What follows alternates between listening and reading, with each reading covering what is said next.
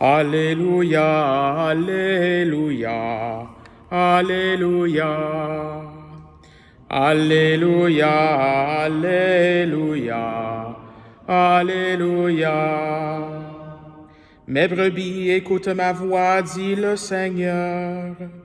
Moi je les connais et elles me suivent. Alléluia, Alléluia, Alléluia. Le Seigneur soit avec vous. Évangile de Jésus-Christ selon saint Jean. On célébrait la fête de la dédicace du temple à Jérusalem. C'était l'hiver. Jésus allait et venait dans le temple sous la colonnade de Salomon. Les Juifs firent cercle autour de lui et lui disaient « Combien de temps vas-tu nous tenir en haleine? Si c'est toi le Christ, dis-le-nous ouvertement. » Jésus leur répondit « Je vous l'ai dit, et vous ne croyez pas. Les œuvres que je fais, moi, au nom de mon Père, voilà ce qui me rend témoignage. Mais vous ne croyez pas, parce que vous n'êtes pas de mes brebis. Mes brebis écoutent ma voix, moi je les connais, et elles me suivent. Je leur donne la vie éternelle. Jamais elles ne périront, et personne ne les arrachera de ma main. Mon Père qui me les a donnés est plus grand que tout, et personne ne peut les arracher de la main du Père. Le Père et moi, nous sommes un. Acclamons la parole de Dieu.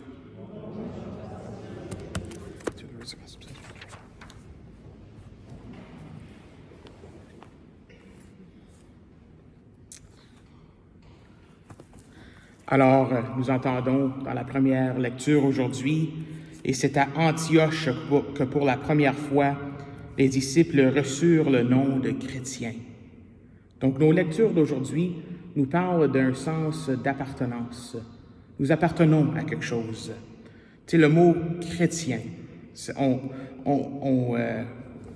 me suis rappelé de peut-être, on peut se penser à, moi je suis un Canadien, ou on est un Américain, ou un Mexicain, ou donc ce suffixe, je pense, suffixe ien, ça donne un sens d'appartenance. Dans ce cas-ci, nous appartenons au Christ. Et il y a beaucoup de gens, surtout ces temps-ci avec le nouveau pape, est-ce que c'est un pape américain? Est-ce que c'est un pape péruvien? Ou est-ce que... J'ai entendu un peu pas une blague, mais une réalité. Il n'est pas un pape américain, c'est un pape catholique, en tout cas. Donc, c'est vraiment... Il y a comme un changement quand nous devenons des disciples du Christ. Nous devenons des chrétiens. Et il y a un changement de nom qui vient avec ça. Comme le pape, lui, qui s'appelait Robert Francis Prévost, il est maintenant le pape Léon XIV. On a entendu parler de Saul dans la première lecture d'aujourd'hui. Il est maintenant Paul. On entend parler de Simon, mais Simon est devenu Pierre. Nous avons tous un nouveau nom avec le Christ quand nous suivons le Christ. Nous ne sommes plus Canadiens ou Américains, ou bien nous sommes des chrétiens. Parce que notre citoyenneté ou notre demeure, c'est vraiment dans le royaume des cieux, comme nous dit l'apôtre Saint Paul. Notre citoyenneté est dans le royaume des cieux. Donc, tout ça pour dire que nous formons une famille chrétienne. C'est ça que ça veut dire, l'appartenance. C'est le mot « famille », j'aime beaucoup ce nom-là. C'est comme ce qui me parle beaucoup, c'est ce concept de famille. Nous formons une famille, une belle famille du Christ. Même qu'on entend un peu ce langage-là dans l'Évangile d'aujourd'hui. Quand Jésus parle qu'il est le bon pasteur, « Mes brebis écoutent ma voix, moi je les connais et elles me suivent. Je leur donne la vie éternelle, jamais elles ne périront et personne ne les arrachera de ma main. » Personne ne les arrachera de ma main. Un sens d'appartenance. Nous faisons partie de la famille de Dieu. Hein?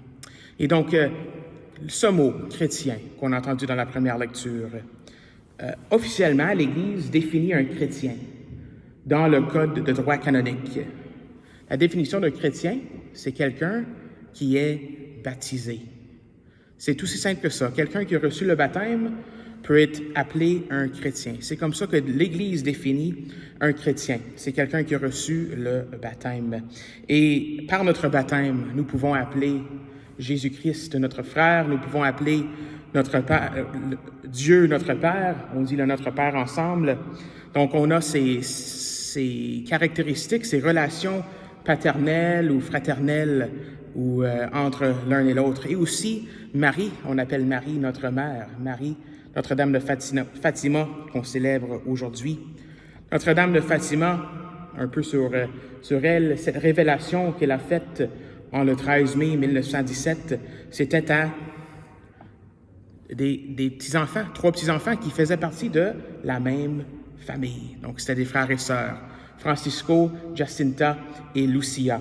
Moi, j'ai eu la bénédiction, la grâce d'être à la canonisation de Francisco et de Jacinta. Donc, ça, c'était en 2017, au 100e anniversaire de ses apparitions à Fatima. Mais tout ça pour dire que c'est une affaire de famille, hein? C'est ça que c'est. Et puis Marie, bien sûr, qui révèle à ces 3 enfants-là que la Première Guerre mondiale va finir bientôt. Il faut continuer à persévérer, à prier notre chapelet.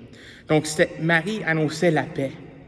Et c'est ça, je pense, quand on fait famille, la guerre fait pas trop de sens. Hein? Quand on est fraternels les uns avec les autres, quand on sait qu'on fait partie de la même famille, la même grande famille, la guerre, ça fait pas trop de sens. Alors aujourd'hui, c'est une invitation pour nous, aujourd'hui, de se rappeler que nous sommes famille, la famille de Dieu. Tous les baptisés, nous formons la même famille. Et même que les évêques du Canada ont déclaré cette semaine ici, la semaine de la famille et de la vie.